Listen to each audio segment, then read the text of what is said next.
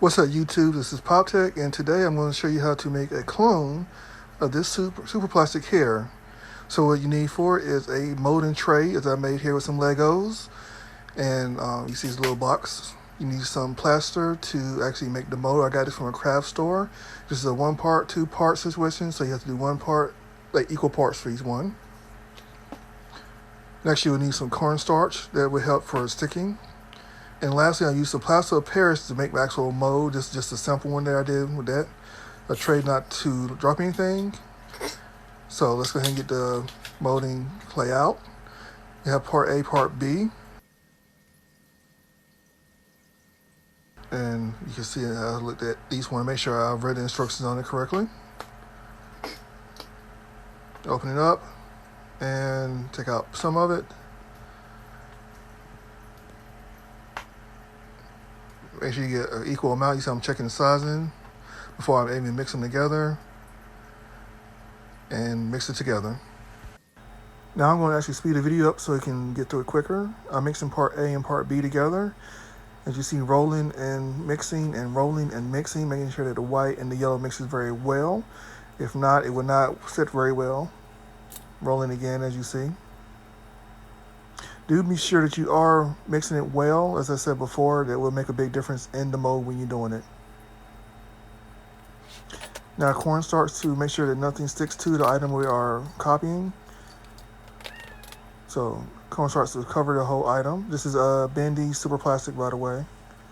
I'm testing out the sizing, making sure it's going to be the right size. Have cornstarch on my hand to make sure nothing sticks. Making sure I can get a close up of the molding inside of it. Now using the actual tray I made for it and putting it inside there. Checking to make sure everything is right, redoing it as you see. Be sure that you are doing a tight molding when you're doing it. That way you have nothing that would not be covered on there. You can get an exact mold of what you're trying to do. Now I'm knowing the top and sides with the molding, so you mix again part A and part B together. Now I got used to mixing them together, so I know how to do it a little bit quicker and a little easier, which is like the rolling method, and you take it out as you see there to do the sides. I want to make sure I have full coverage, as I said before, arms and legs, everything as straight as possible.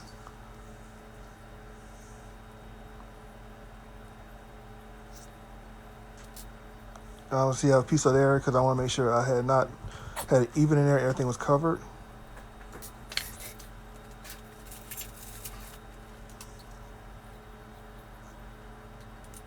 This project, as you see, did take all of the molding clay. So I had to mix the last part of it together to make a cover for the top. And as I said, I got used to having to roll it and mix it better together.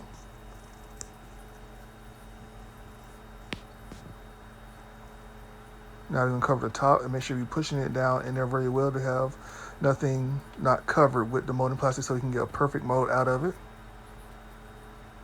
Patting it down as well, trying to get any air that might have been in there. This is a completed mold after being set for 30 minutes. This is a quick dry mold. Take it out of the Legos as you see there. And you're going to take the X-Acto knife and you're going to cut into it. Now when you cut it into it, do not cut a straight line. Be sure to do jagged lines, that way it can come out better and you can put it better when you're doing the molds. A straight line will not hold the resin that you're going to be using inside of it. Carefully when you're cutting into it, not to cut into your item. But you want to get as close as possible without damaging it. As you see, I'm cutting this a little bit at a time and checking it as I'm cutting it.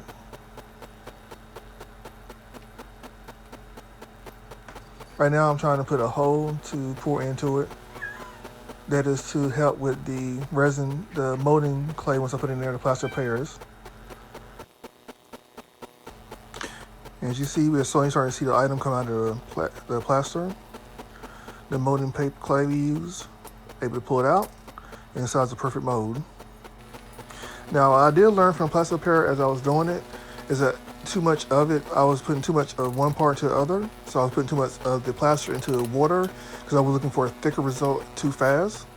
It should be equal 1 part of plaster, 1 part of the water. As you see what I'm doing there, I'm trying to put it in there and go ahead and make sure all areas of the mold is covered first before I put a whole bunch in there. That way, by doing this, there will be no areas that did not have any plaster and put holes into the mold and final mold. I'm shaking to make sure there's no air as well.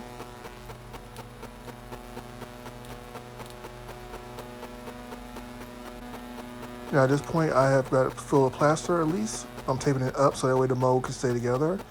The other option besides taping would be to use a rubber band. At this time, I didn't have a rubber band to do it with. And we're making sure it's nice and tightly closed. And I'm putting the hole I did earlier, put some plaster in there. And I'm opening up the mold as you can see and making sure that I am putting it into there and taking all the air out. Now you see in the back there's 2 other ones that I had made before this one here. The feet and arms do not work well because of the way that the item is made. They're too thin to come out in the mold very well. Now this is the 3rd one I made. The first one you saw was the first mold. Now you see this one here. It came out as well without the arms and legs. So I had to take them out of the mold.